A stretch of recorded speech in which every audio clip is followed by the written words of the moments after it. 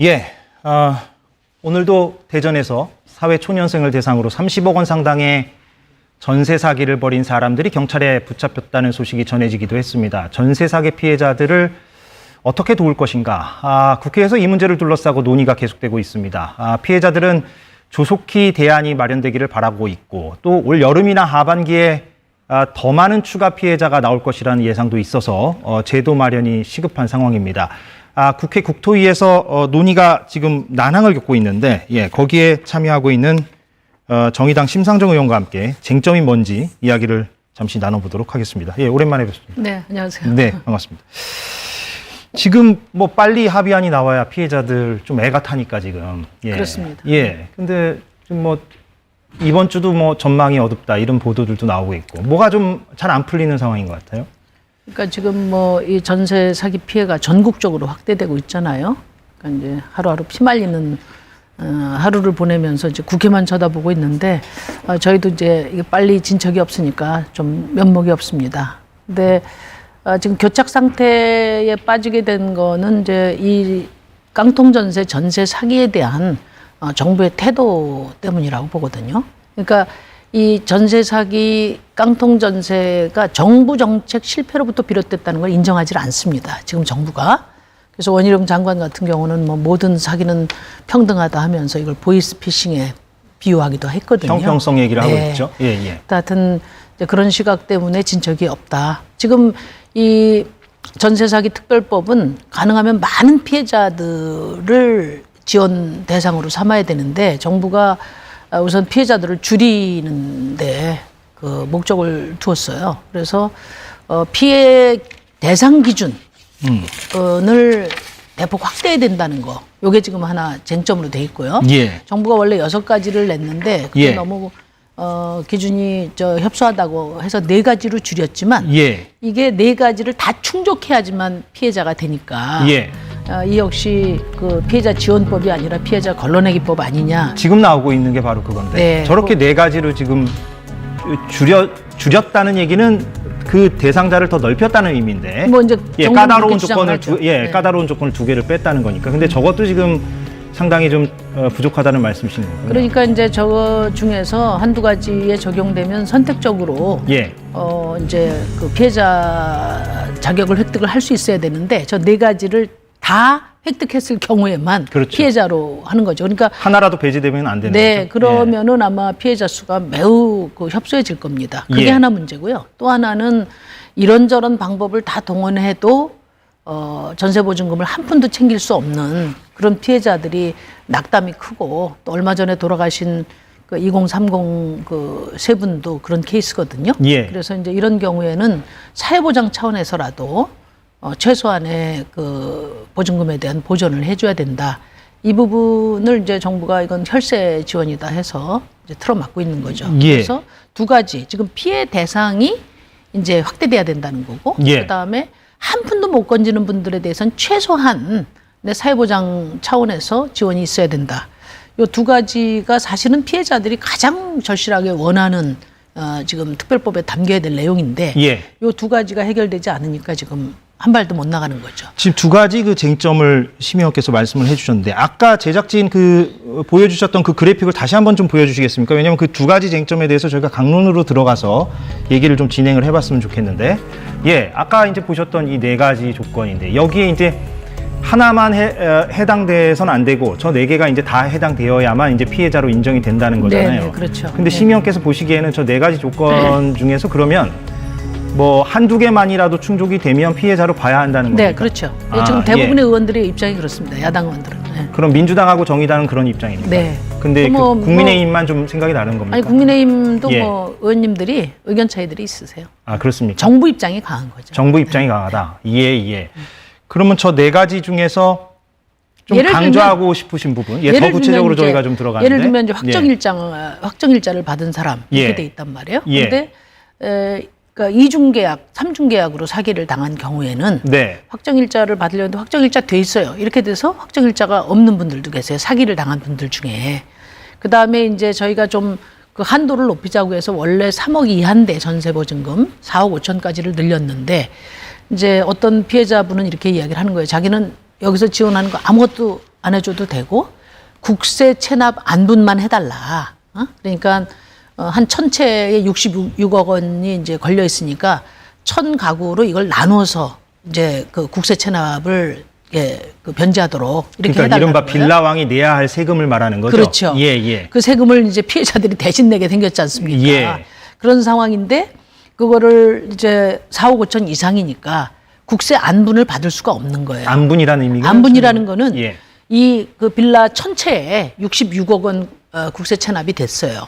그러면 이게 이제 1000분의 1로 나눠지는데 1000분의 1로 나눠서 하지 않으면 어떻게 되냐? 먼저 경매에 들어간 사람부터 100%다 제해서 66억까지 제하는 거죠. 예. 그러니까 선 경매에 들어가지를 못하고 있는 거예요. 예, 성경매에 들어가면 손해니까. 그렇죠. 예. 그러니까 1000가구에 66억 원을 다 안분해서 예를 들면 뭐 600만 원씩 예. 부담하도록 해야 되는데 4억 5천 이상의 보증금인 사람은 이 피해 대상이 아니기 때문에 안분도 못 받는 겁니다. 예. 그러면 이분은 경매도 못하고 하니까 나는 안분만 받게 해달라. 그거는 혈세가 들어가는 것도 아니거든요. 차라리 나눠 갖겠다 그 부분을. 그러니까 예, 나눠서 저도 예, 예. 1000분의 1만 부담해야 경매에 들어갈 수 있는 예, 거잖아요. 예, 예. 그러니까 이거는 국세 뭐 혈세하고 아무 상관이 없는 거예요. 근데 이런 부분들을 너무 까다롭게 지금 해놓은 바람에 사실 대다수의 피해자들이 이 피해자 지원 대상에서 배제되는 거 아니냐 지금 우려가 있습니다. 그 말씀하신 두 번째 쟁점이 이제 보증금 부분인데 거기에 네. 대해서 이제 원희룡 장관을 비롯한 정부 여당에서는 피해자들에게 국가가 직접 지원을 해주면 안 좋은 선례를 남기고 다른 사기 피해와 형평성 차원에서 문제가 되는 것이 아니냐 이렇게 지금 주장을 하고 있지 않습니까? 예, 어떻게 좀 반론을 주시겠습니까? 이제 두 가지인데요. 하나는 이제 그 깡통전세 전세 사기는 국가 책임을 정부가 인정을 해야 됩니다. 말하자면 이 피해자들이 전세 사기 피해자가 아니고 국가 정책 실패의 희생자라고 저는 봐요. 전세 사기는 빙산의 일각이고 그 빙산의 본체는 정부 정책의 실패입니다. 그러니까 무분별한 대출 확대, 무분별한 보증 확대, 그다음에 민간 사업자들의 그 뭐 엄청난 특혜, 이렇게 해서 임대 시장을 뭐 이른바 빌라왕, 건축왕의 사냥터로 만들어 놓은 거거든요. 그런 상황에서 예를 들면 이제 우리 20대 청년 전세 사기를 당한 청년도 이런 얘기를 합니다. 그 사기꾼들이 그렇게 이야기를 하는 거예요. 버팀목 대출 2억 원이니까 그 2억 원 대출 받아서 이거 전세금 내면 돼. 그리고 허그에 보증 가입하면은 당신 니네 돈 하나도 손해 볼 거 없잖아. 그러니까 전세금 올려줘. 이렇게 정부 정책을 악용해서 사기를 친 거거든요. 그렇게 유도를 했다. 그럼요. 예. 그래서 더 분통을 터뜨리는 거거든요. 그래서 예. 물론 개인 책임도 있지만은 보이스피싱 같은 경우는 정부 정책 실패로 이루어진 게 아니고 어쨌든 개인의 부주의나 또 개인의 불찰로 이게 이제 엮인 것인데 예. 이것은 결국은 주거 기본권을 박탈당하게 됐는데 그것이 정부 정책의 실패 또 지금 여러 제도의 허점들을 그 틈새에서 빌라왕이나 건축왕이 이제 그런 괴물이 탄생하게 된 거죠. 그런 점에서 정부가 책임을 인정해야 된다는 거고요. 두 번째는 최소한의 한 푼도 못 받는 분들에 대해서는 이미 사회적으로 사회보장 차원에서 이분들을 위한 제도가 있어요. 최소보증금 우선 변제 제도라는 게 있거든요. 그러니까 이 최소보증금을 가진 분들은 이게 전 재산이니까 그 최소보증금의 최소한 3분의 1은 최우선 변제를 해주도록 그러니까 지금 법 제도화돼 있습니다. 예. 그러니까 이 제도를 좀 특례로 적용을 해서 예를 들면은 이제 미추홀구 같은 경우에는 최소보증 그 기준 금액이 8,500만 원인데 예. 9천만 원이라고 해서 한 푼도 못 받는 거예요. 예. 그 이상이라고. 그러니까 이걸 8,500만 원으로 간주해서 3분의 1이니까 한 2,800만 원인데 그 정도는 보장받을 수 있도록 그거는 뭐 새롭게 무슨 혈세를 준다는 게 아니라 그럼 그 8,500은 어느 정도 상한을 좀 높이면 되겠습니까? 그게 참 어느 지점에서는 그게 이제 경계선이 생길 수밖에 없는데. 아니 그러니까 상한을 하는 게 아니라 현재 제도 하에서도 예. 그러니까 8,500만 원까지만 보장을 해주는 건데 그렇죠. 예, 예. 내 보증금이 9천만 원이고 1억이라고 해서 한 푼도 못 받는 거예요. 아, 예, 예. 그러면은 저희는 예를 들면 퍼센테이지를 적용해 가지고 아니 그게 아니라 8,500만 원 이상은 8,500만 원으로 간주해서 준해서 네, 예, 간주해서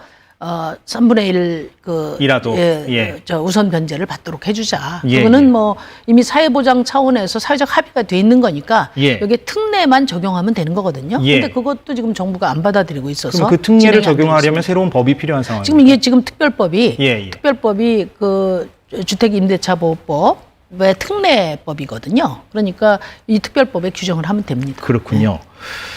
그런데 그 보증금을 그렇게 선지원해 주는 방식 중에서 이제 보증금 채권을 매입하는 방식도 지금 네. 거론이 되고 있는데 네. 그 부분과 관련해서는 정의당과 민주당은 지금 주장을 하고 있는 상황입니까? 그러니까 이제 이 예. 보증금 반환 채권을 채권. 예. 정부가 일괄 매입해서 예. 다양한 경우의 수에 대비한 해법을 이제 그 제시해 주자.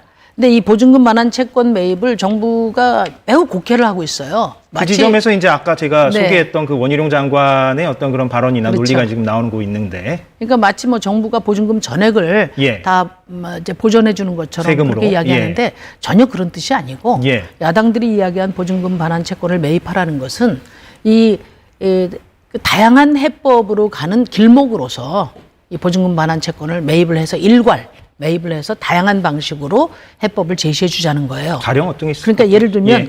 보증금 반환 채권을 한다는 것은 임차인의 권리를 내가 대행할 수 있다는 거지 않습니까? 그렇죠. 그러니까 예. 우선 매수권을 행사한다든지 우선 변제권을 이제 갖게 되는 거죠. 그러면은 어떤 분들은 경공매를 대행해서 정산해 주는 케이스로 이제 이 보증금 반환 채권을 활용할 수가 있고 또 어떤 경우에는 LH공사가 이 주택을 매입을 해서 네. 주거권을 보장해 줄 수 있고 네. 어떤 경우에는 자산관리공사가 원래 부실 채권을 매입해서 이제 그 비용을 채권 가격을 계산해서 비용을 정산해 주면 그게 이제 보증금에 대한 일정한 지원이 되는 거고 예. 자산관리공사는 이것을 경매나 이런 것을 통해서 집을 매입을 해서 한 2, 3년 정도 해서 이 주택 가격이 정상화되면 환가를 하는 거죠. 그게 원래 지금 캠코가 하는 일이거든요. 예, 이제 그런 자산관리공사가. 방식으로 하고 예. 그러니까 그런 다양한 용도의 해법을 위한 어떤 하나의 수단을 확보하는 차원에서 예. 보증금 반환 채권을 정부가 매입해서 일괄 케이스별로 해법을 만들어 주자는 거예요. 그러면 정부는 그건 절대 못 하겠다는 거거든요. 어찌됐건 거기에 공공자금이 들어가기 때문에 그런 것이다. 아니 공공자금이 들어가는 것도 오해입니다. 아까 말씀드린 것처럼 예. 최소 보증금 반환에는 일정하게 정부 예산이 좀 들어갈 수가 있는데 경우에 따라서 예. 나머지는 사실은 캠코에서 이제 부실 채권을 매입하면? 매입하는 경우는 그거 원래 캠코가 하는 일이 그겁니다. 부실 채권을 사들여서 뭐 절반 가격 이하로 사들여 가지고 예. 이것을 이제 환가해서 이제 메꾸는 거죠. 그게 원래 자산관리공사에서 하는 거니까 예. 지금 이제 깡통 전세 주택 부실 채권을 매입하는 거는 캠코에서 뭐 일상적으로 하는 일을 확대해서 하는 것이나 다름없어요. 그리고 지금 주택도시보증공사에서 보증금 반환 보증 이제 제도라는 게 있지 않습니까? 보험제도를? 보험제도가 예. 그것도 마찬가지거든요. 임차인이 보증금을 못 받을 경우에는 예. 이제 허그가 대신 보증금을 주고 그리고 나중에 임대인한테 이것을 구상권을 청구하는 거잖아요. 예. 지금도 있는 제도입니다. 그래서 그걸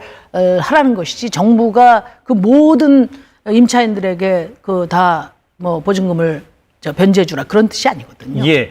말씀하신 취지는 제가 이해를 했는데 지금 말씀하신 것 가운데 이를테면 임대인에게 나중에 구상권을 청구하는 방식 물론 지금 말씀하신 내용 가운데 그게 뭐 전부는 아니고 일부를 말씀하신 것이긴 합니다만 그게 과연 이제 현실적으로 가능하겠느냐 임대인에게 나중에 무언가를 받아낸다는 것이 그 부분에 대해서는 좀 반론이 있긴 하는 것 같습니다. 그러니까 이제 이런 거죠. 지금 깡통 전세 사기의 유형이 매우 다양합니다. 매우 다양하기 때문에 저희가 만들려고 하는 특별법에는 이 다양한 피해자들의 맞춤형 해법들을 다양하게 담아서 예. 그 종합 법안을 만들고 그러면 피해자 입장에서 자기가 필요한 부분만 활용하면 되게 이렇게 만드는 것이 이제 저희가 하려고 하는 이제 그 특별법인데요.